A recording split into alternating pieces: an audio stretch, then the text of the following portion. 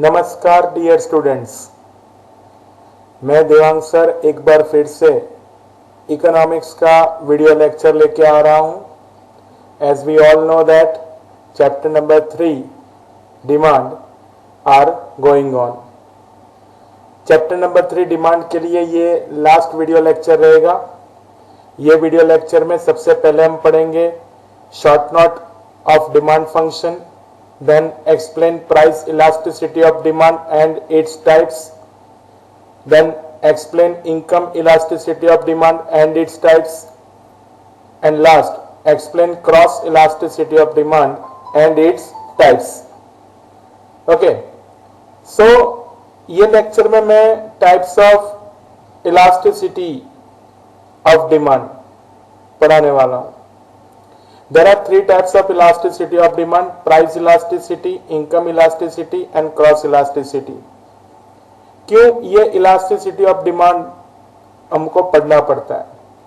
तो according to Alfred Marshall, there will be inverse relation between price and demand.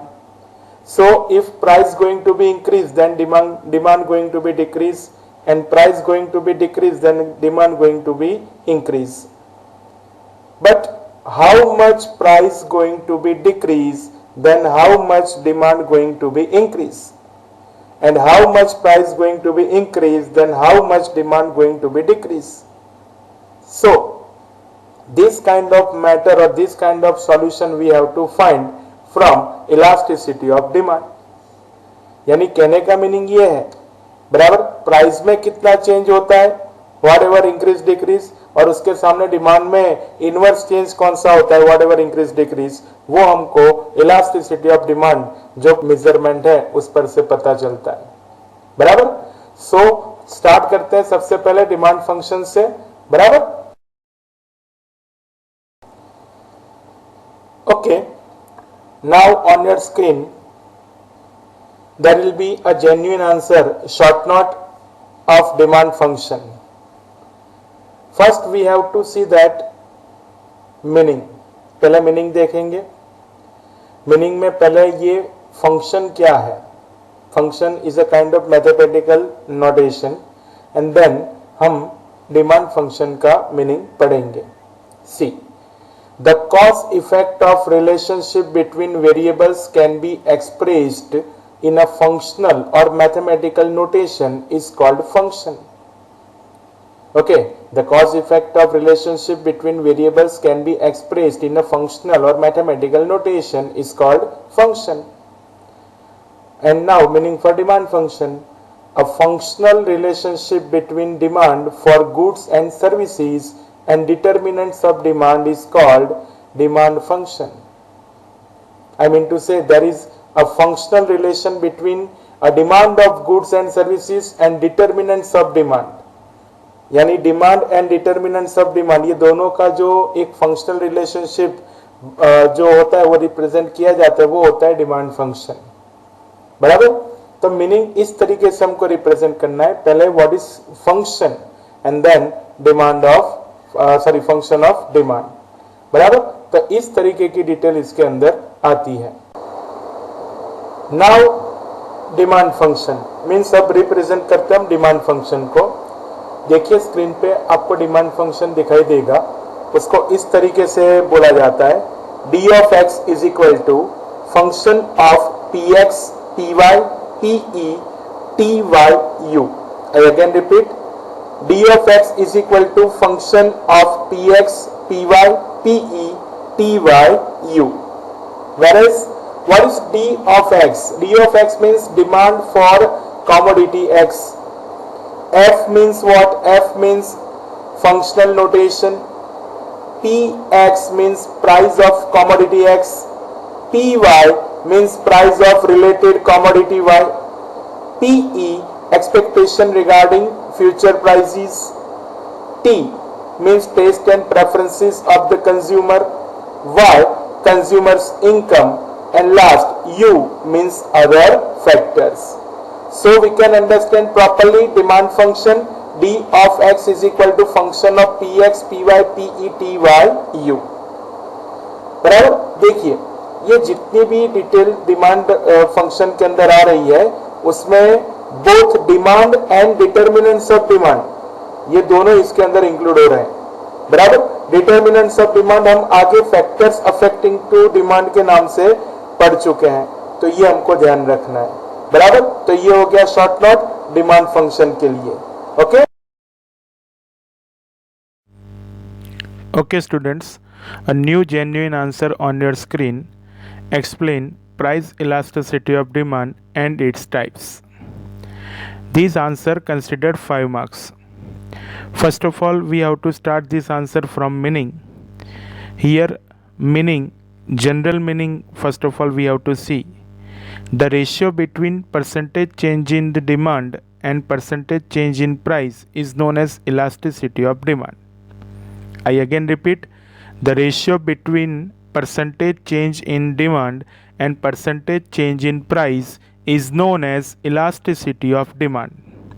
Okay, the another definition was given by Alfred Marshall. See, according to Marshall, the degree of elasticity of demand depends upon the extent of rise in demand because of a fall in price and upon the extent of fall in demand because of a rise in price. बराबर। Students समझिए, कोई भी answer 5 mark का start करते हैं तो सबसे पहले हमें उसका मीनिंग लिखना पड़ता है।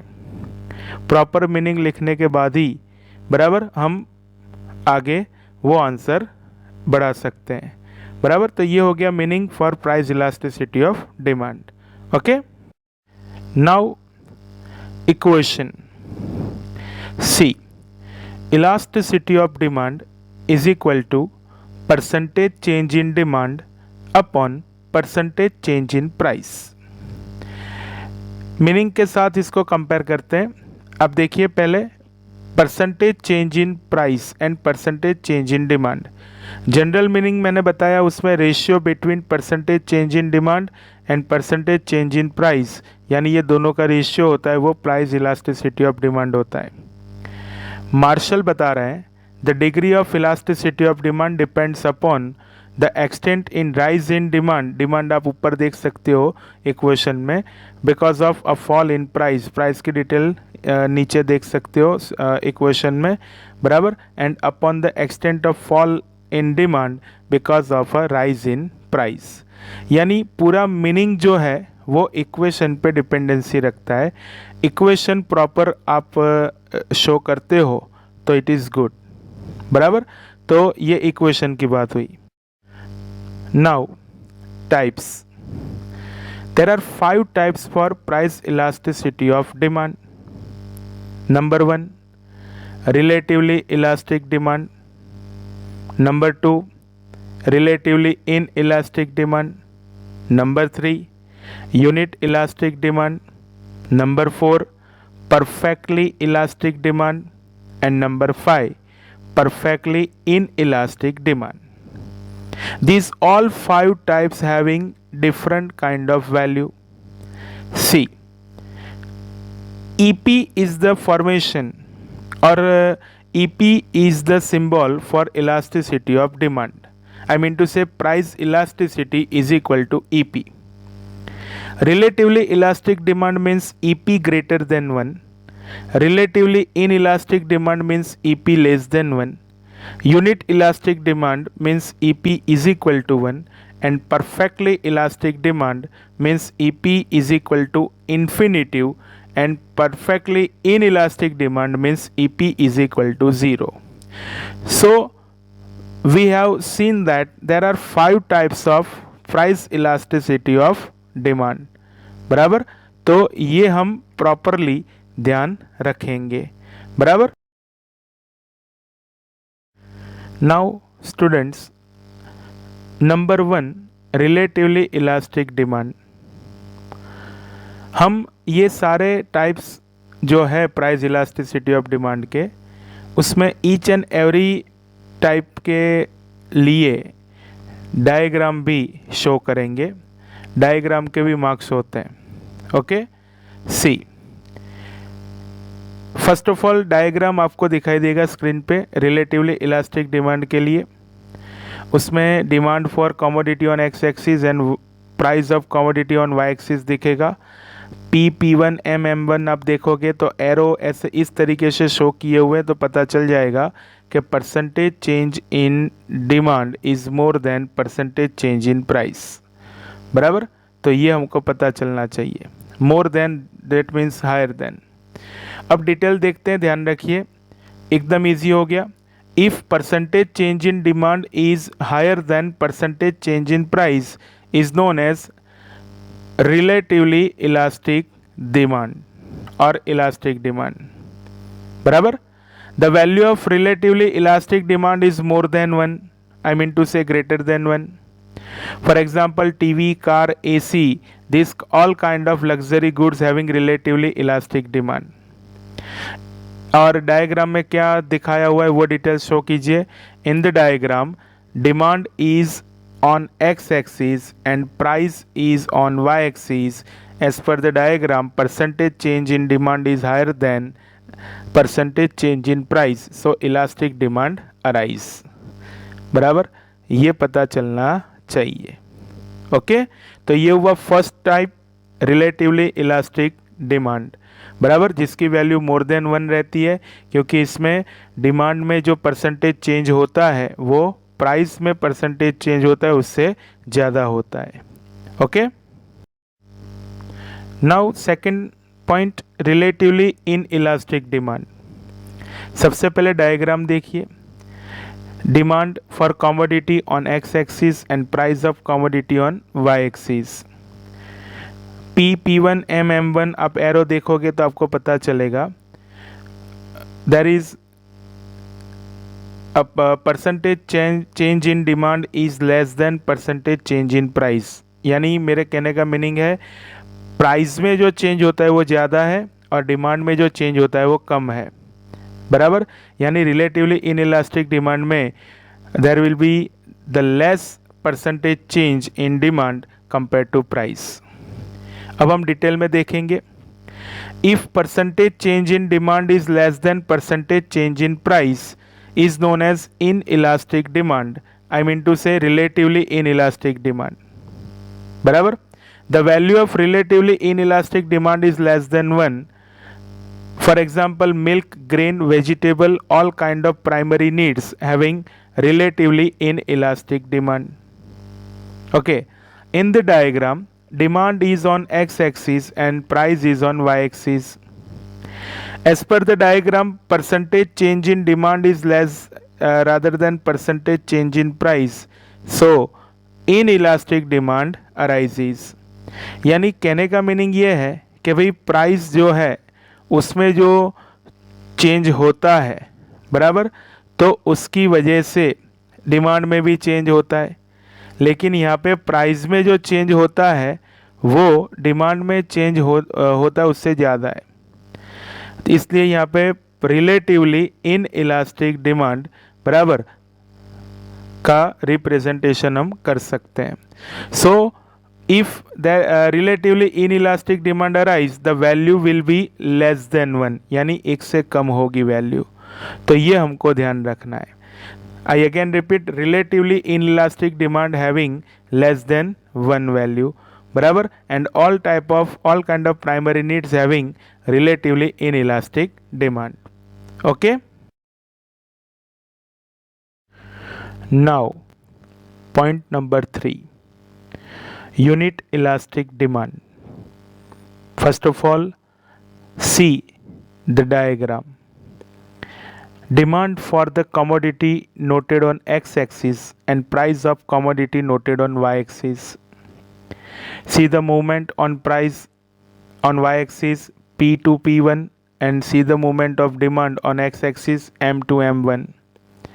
एरो देख के पता चलेगा कि भाई सेम प्रपोर्शन में बोथ प्राइस एंड डिमांड में चेंज हो रहा है, बराबर, तो ये हमको ध्यान रखना है। यानी जब जितना चेंज प्राइस में होता है वही सेम प्रपोर्शन में चेंज डिमांड में होता है, तो उस वक्त यूनिट इलास्टिक डिमांड करके one of price elasticity of demand देखने को मिलता है। अब डिटेल में देखिए, पहले मीनिंग है meaning in the sense into inverted coma करके दिया हुआ है। If percentage change in demand and percentage change in price is equal, so it is known as the equal elastic demand or unique elastic demand। ये इसका दूसरा नाम है। Equal elastic demand and unit elastic demand both are same. The value of unit elastic demand is 1 यानी is equal to 1, बराबर, क्योंकि दोनों में सेम प्रपोर्शन में चेंज होता है इसलिए। In the diagram demand is on X axis and price is on Y axis. Percentage change in price and percentage change in demand both are equal, so equal elastic demand arise, यानी unit elastic demand देखने को मिलता है। यानी इसका conclusion यही है कि भाई बोथ प्राइस एंड डिमांड ये दोनों में सेम प्रपोर्शन में चेंज होते हैं, बराबर। तो ये सेम प्रपोर्शन में जो चेंज होते हैं उसकी वजह से जो इलास्टिसिटी ऑफ डिमांड अराइज होती है तो वो होता है यूनिट इलास्टिक डिमांड, जिसकी वैल्यू इज इक्वल टू 1 मिलती है, बराबर। Now point number 4, perfectly elastic demand, बराबर। डायग्राम देखिए, demand for the commodity is on X axis and price of the commodity is on Y axis. A line is equal to x-axis is called perfectly elastic demand। यानी उससे suggestion मिलता है कि भाई price में कोई ज़्यादा चेंज नहीं होता है, प्राइस फिक्स रहती है, लेकिन सामने डिमांड में बराबर चेंज होता है और वो इनफाइनिट चेंज होता है, बराबर। इनफाइनिट मीन्स जिसको आप मेज़र नहीं कर सकते उसको इनफाइनिट बोला जाता है। तो इस तरीके से हम देखने जाएंगे तो ये परफेक्टली इलास्टिक डिमांड है, बराबर। अब डिटेल में देखेंगे। Whatever percentage change in demand but percentage change in price remaining same, that it is known as perfect elastic demand. The value of perfectly elastic demand is infinity, means infinite. For example PUC, municipal tax, etc. This kind of expenses having perfectly elastic demand, बराबर। Detail दिया हुआ है diagram के हिसाब से। In the diagram demand is on X axis and price is on Y axis. Percentage change in price remaining same but percentage change in demand is fluctuating, so perfect elastic demand situation is arise. समझने वाली बात यह है कि भाई price में कोई change नहीं होता है, लेकिन वो प्राइस में कोई चेंज नहीं होता है लेकिन उसके सामने डिमांड में इनफाइनिट चेंज होता है। इनफाइनिट चेंज मीन्स बहुत ज़्यादा प्रपोर्शन में उसमें चेंज होता है। तो इसकी वजह से परफेक्टली इलास्टिक डिमांड जो होता है उसका वैल्यू इनफाइनिट मिलता है, बराबर। तो ये हमको पता चलना चाहिए, okay. And now the last type of price elasticity of demand, perfectly inelastic demand। See the diagram. Demand for commodity on x-axis and price of commodity is on y-axis. A line is parallel to y-axis is suggests us that the perfect inelasticity of demand, बराबर। अब detail में देखेंगे। Whatever percentage change in price but percentage change in demand remaining same, then it is known as perfect inelastic demand. The value of perfect inelastic demand is 0। यानी देखिए price में बहुत change होता है या फिर प्राइस में fluctuation होता है, लेकिन सामने डिमांड में कोई फ्लक्चुएशन नहीं होता है, कोई इंक्रीज डिक्रीज नहीं होता है, demand remains same. That's why the value of perfectly inelastic demand is 0. For example, salt, matchbox, pin, etc. very cheap things having perfectly inelastic demand, बराबर। और एक डिटेल दिया हुआ है जो डायग्राम में शो किया हुआ है वो, in the diagram demand is on X axis and price is on Y axis. Percentage change in demand remaining same but percentage change in price is fluctuating, so perfect in elastic demand situation arise. बराबर।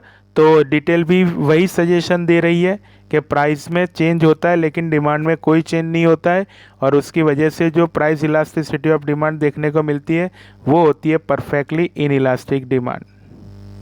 बराबर, जिसकी value 0 मिलती है। So student, यहाँ पे हमने एक 5 mark का आंसर कंप्लीट किया जिसमें हमने पढ़ा types of price elasticity of demand, meaning equation करके पहले स्टार्ट किया हमने आंसर, फिर 5 टाइप्स का रिप्रेजेंटेशन दिया, और वो रिप्रेजेंटेशन के बाद ये 5 types with help of diagram हमने रिप्रेजेंट किए। तो यहाँ पे ये आंसर कंप्लीट हुआ। बराबर, ओके। ओके स्टूडेंट्स, अब आपकी स्क्रीन पे एक नया आंसर दिखेगा। Explain income elasticity of demand and its types. बराबर, फर्स्ट ऑफ ऑल मीनिंग आएगा।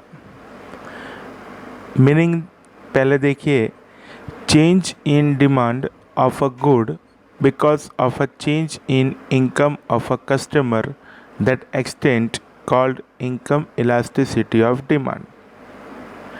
बराबर, I again repeat, change in demand of a good because of a change in income of a customer that extent called income elasticity of demand. बराबर, दूसरे तरीके से अगर हमको बताना है तो the ratio between proportionate change in demand and proportionate change in income of a customer is called income elasticity of demand. बराबर, I again repeat, the ratio between proportionate change in demand and proportionate change in income of a customer is called income elasticity of demand. बराबर, तो इस तरीके से हम income elasticity of demand का meaning represent कर सकते हैं कि भाई इनकम में चेंज होता है, वो पर्सन या कस्टमर की इनकम होती है और उसकी वजह से कस्टमर की डिमांड में चेंज होता है।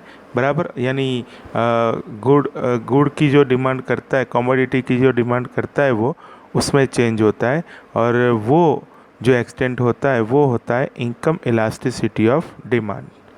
बराबर, तो इस तरीके से हम मीनिंग को रिप्रेजेंट कर सकते हैं। Okay, now equation. Income elasticity उसका एक फॉर्म है, ई वाई करके उसको रिप्रेजेंट किया जाता है। Income elasticity of demand E Y is equal to proportionate change of demand upon proportionate change of income. बराबर, अब प्रोपोर्शनेट की जगह percentage change in demand upon percentage change in income ऐसा भी लिख सकते हो, वो गलत नहीं है। अब ये इक्वेशन को आप मीनिंग के साथ कंपेयर करो तो देखो, change in demand of a good वो ऊपर लिखा हुआ है प्रोपोर्शनेट चेंज ऑफ डिमांड, बराबर, of a change in income of a customer that extent, बराबर, वो इनकम वाली डिटेल नीचे लिखी हुई है। तो ये जो एक्सटेंट मिलता है, यानी ये जो एक मेजरमेंट मिलता है, तो वो होता है इलास्टिसिटी ऑफ डिमांड। बराबर, इनकम इलास्टिसिटी ऑफ डिमांड, तो ये आपको पता चलना चाहिए। तो ये हो गया इक्वेशन। बराबर, पहले meaning then equation. Now types. There will be 3 types of income elasticity of demand. बराबर, number 1 positive income elasticity of demand, number 2 negative income elasticity of demand, number 3 zero income elasticity of demand. बराबर, ये 3 type का income elasticity of demand होता है, जिसमें positive income elasticity of demand जो है उसमें 3 टाइप आएंगे, वो हम आगे पूरा ब्रीफली पढ़ने जा रहे हैं। बराबर, in short there are 3 types of income elasticity of demand, positive income elasticity, negative income elasticity and zero income elasticity. इस तरीके से हम ध्यान रखेंगे। बराबर, तो अब जो ये 3 टाइप्स है, बराबर, ये याद रखना, प्राइस इलास्टिसिटी ऑफ डिमांड के 5 टाइप्स थे और इनकम इलास्टिसिटी ऑफ डिमांड के 3 टाइप्स है। बराबर, जो अब हम उसको ब्रीफली पढ़ने जा रहे हैं। बराबर,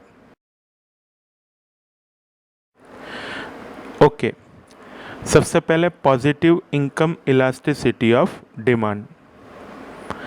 when demand increases due to a rise in income of a consumer or demand decreases due to fall in income of the consumer, then such a change in demand is known as positive elasticity of demand।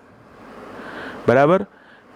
तो income increase होती है तो demand increase होती है, income fall यानी decrease होती है तो डिमांड डिक्रीज होती है।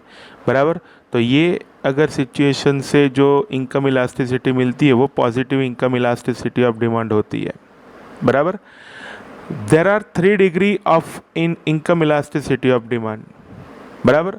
तो ये आपकी समझ में आना चाहिए।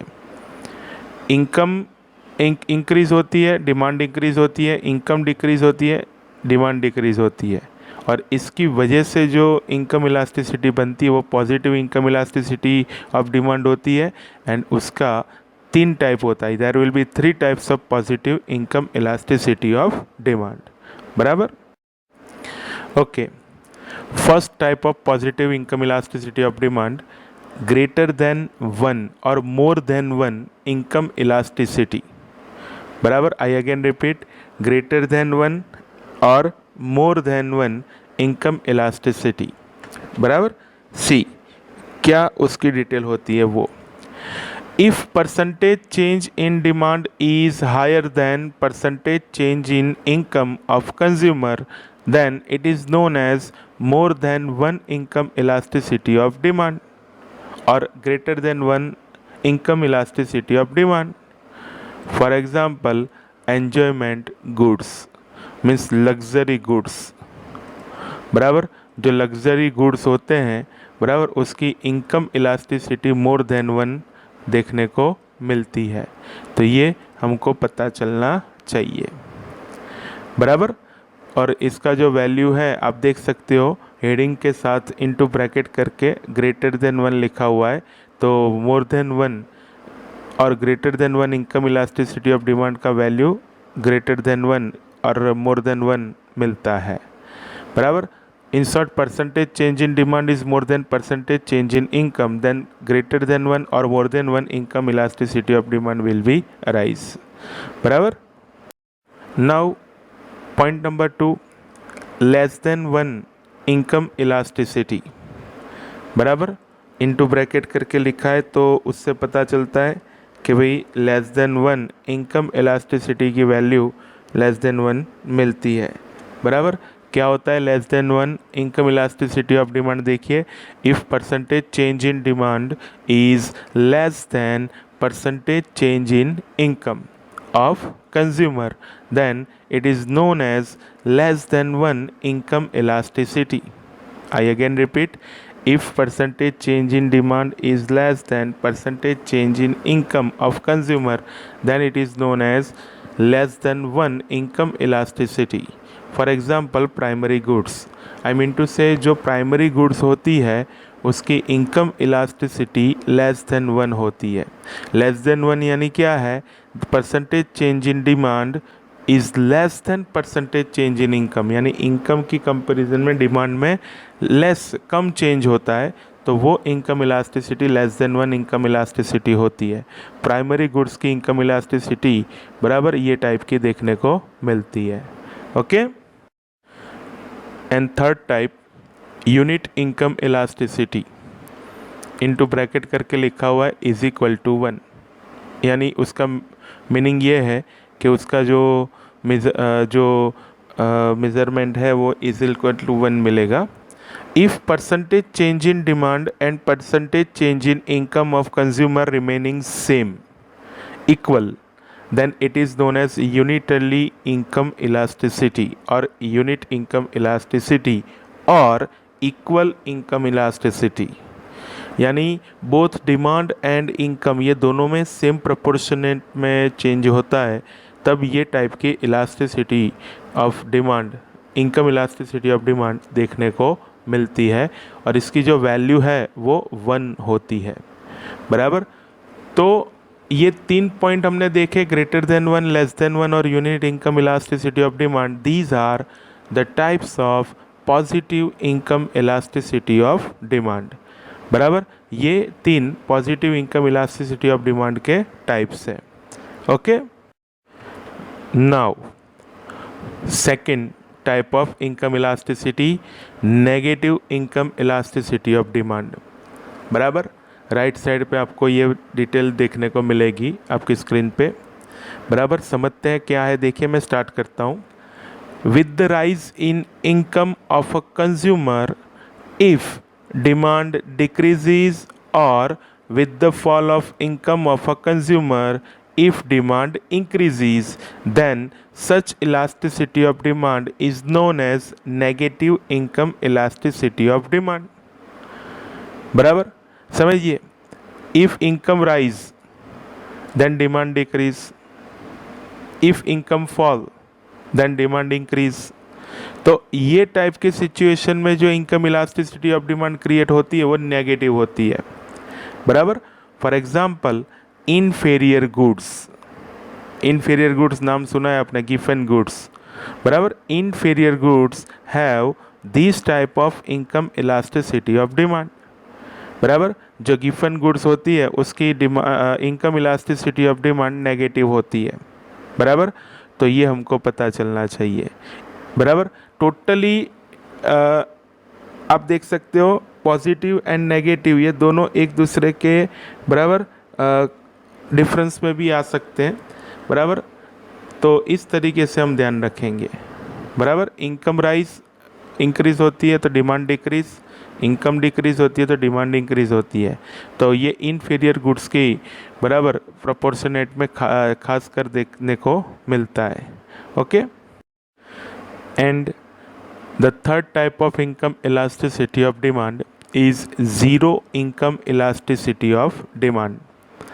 बराबर, with the change in income of consumer, if demand of the good remain unchanged, then such demand is known to have zero income elasticity of demand। बराबर, with the change in income of consumer, if demand of good remain unchanged, then such demand is known to have zero income elasticity of demand।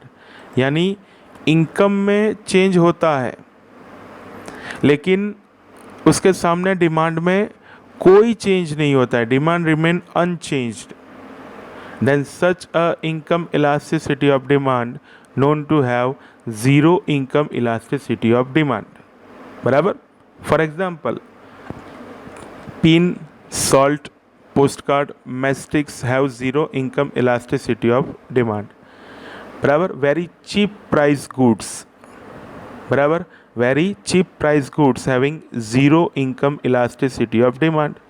तो वो भी confirm है कि zero, ये जो pin, salt, post card, matchsticks ये ऐसी goods होती है जिसकी प्राइस बहुत कम होती है और इसमें इनकम में चेंज होने से बराबर इसमें कोई इतना बड़ा चेंज देखने को नहीं मिलता है। तो ये टाइप के डिटेल हमको पता चलनी चाहिए। बराबर, तो ये हुआ zero income elasticity of demand. यहाँ पे types of income elasticity of demand complete हो गए, पूरा आंसर कंप्लीट हो गया।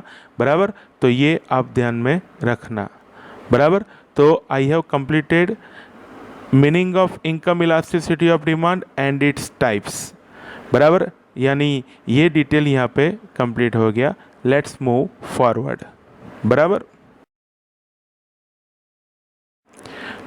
Okay, a new answer on your screen, explain cross elasticity of demand and its types. बराबर, फर्स्ट ऑफ ऑल हम देखेंगे मीनिंग आएगा। मीनिंग बहुत इजी है, स्टार्ट करता हूँ। Percentage change in price of commodity B affects in percentage change in demand of commodity A, that is known as cross elasticity of demand।